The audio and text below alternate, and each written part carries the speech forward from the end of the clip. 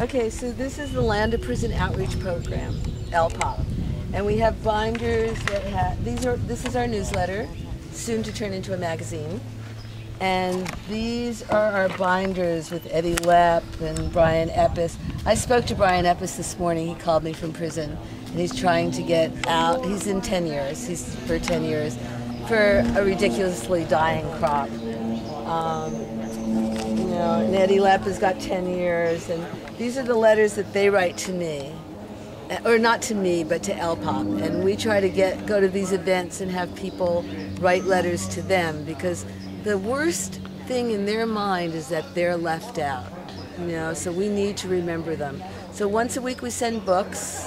We send paperbacks. Any kind of books? We can only send paperbacks in. Okay. And current novels are really good, like they have a lot of old things. If people wanted to donate some books to you, is there an address they'd be able to go to, or a website they'd be able to find? Yeah, Landa Prison Outreach Program.com.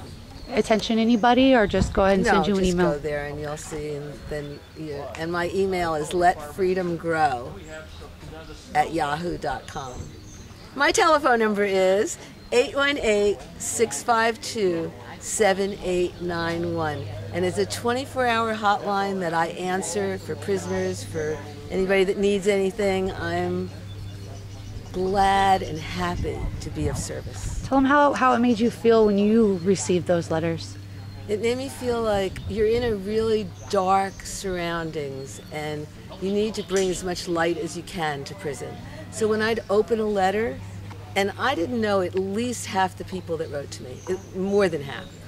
And when I'd open a letter, the love would just pour out, and it would be like, oh my God, And I'd be reading about, most people wrote to me about their lives, and what they were doing and how things were. So after like 4 years of writing to me, I knew about babies they had, sisters that got married. They'd send me pictures of everyone. It was just like I had friends that, that I've met since then. Now I meet people that are on Facebook, because I don't really know my friends on Facebook either, but, you go to federal prison, you become a pot star, and then when I was in prison, I was like, I am going to write to everybody, I am going to send books, I'm going to do this. And you say that when you're there, it's kind of like people don't want to keep in the prison mode when they get out. For me, it's passion. It's just like a passion that I need to do this, because I just need to touch their hearts with my heart. And because you were them faith, and and there's always going to be new people, like I'm not doing this for a year or two. I'm in for the long run. I really need stamps. Stamps, honey, stamps. I do. And so like we have these books that we made up.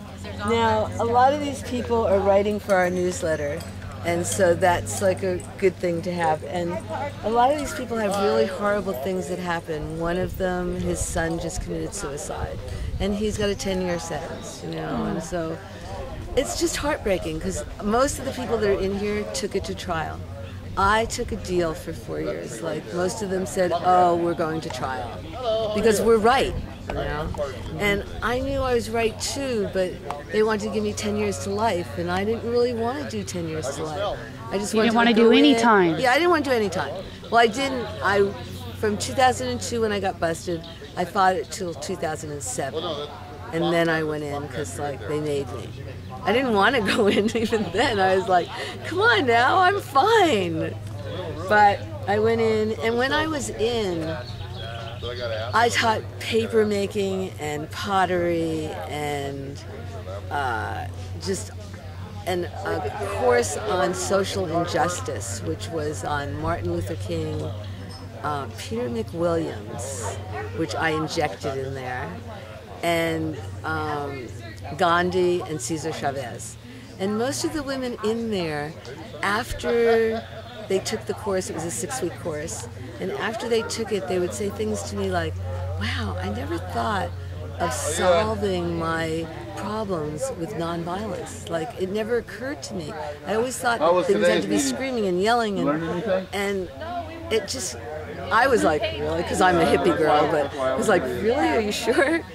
but that's the truth, you know, like in there they need somebody like, they need me in there really, but you know, I don't want to be in prison, but you know, I mean, I started this Toastmasters, so for 3 years I was the president of a public speaking group, where every week I made these girls stand up and say something out loud to the group, you know, and they just had never been in this kind of an empowering type of thing.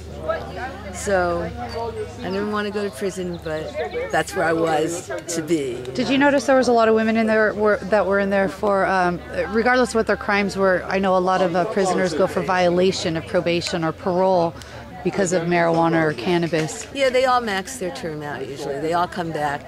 The thing I noticed about all of them as a whole is that they were all moms. And some of them were in there for 19 years, 25 years. True, it's for meth, but I don't care. It's a drug. You know? They're addicts. They're not criminals. And they're not addicts anymore. They're in there for 18 months. It's out of your system. You know, I mean, the girl that I liked the most, like, she had a 19-year term. She was from Hawaii.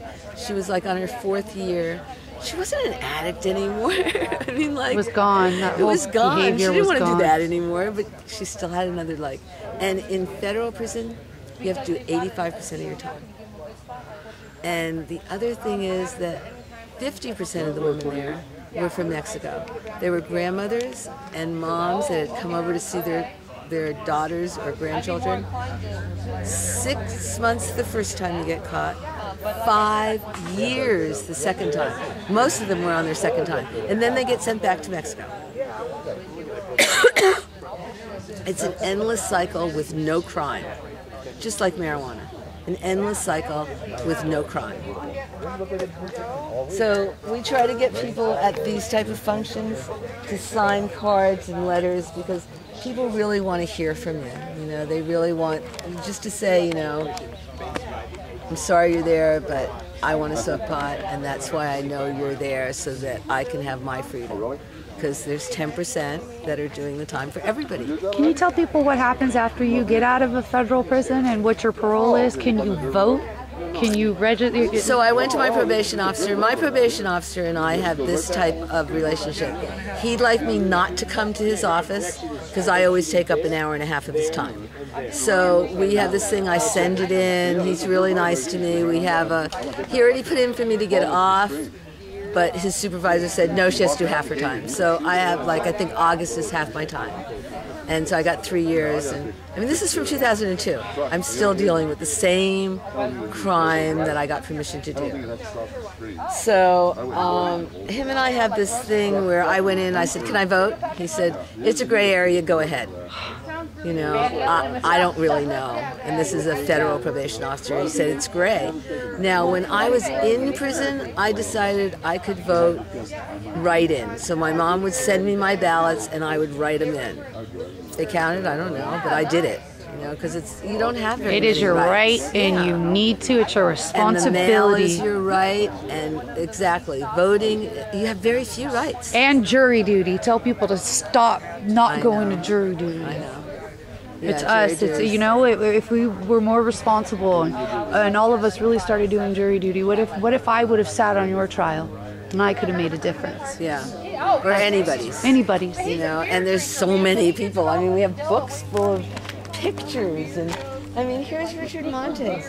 He got 22 years. Like, there's his little girl. It's heartbroken. What did he do? He had a dispensary.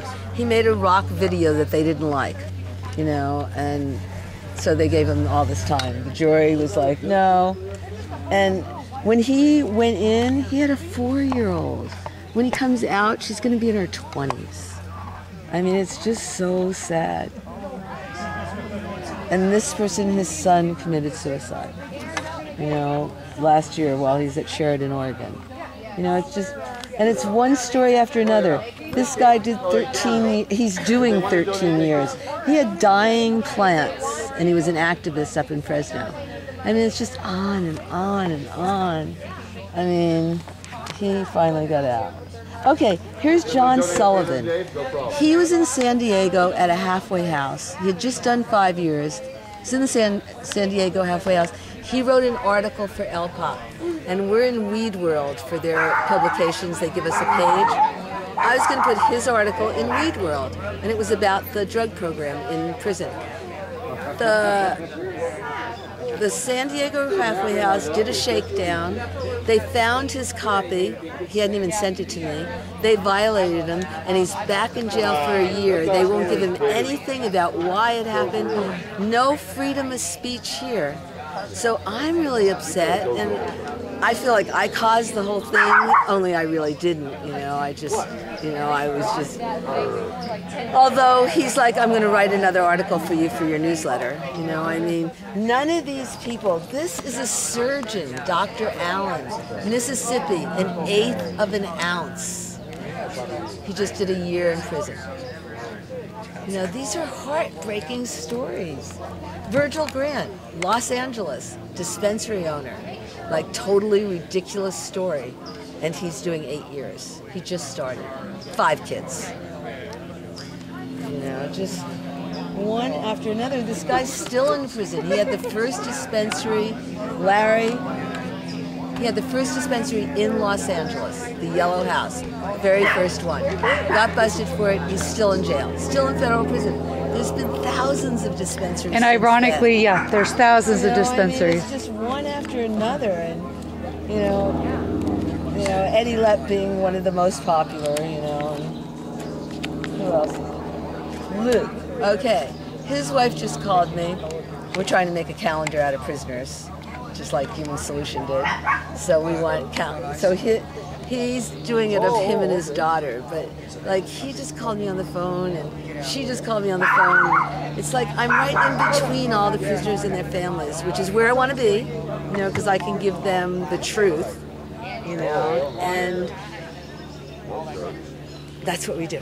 Awesome. We try to keep connected, and I have a website, Landa Prison Outreach Program, that tells you if anybody is going to prison, it gives you all the things that you could do before they go and during they go, and the addresses of everything that you need to know. So, thank you.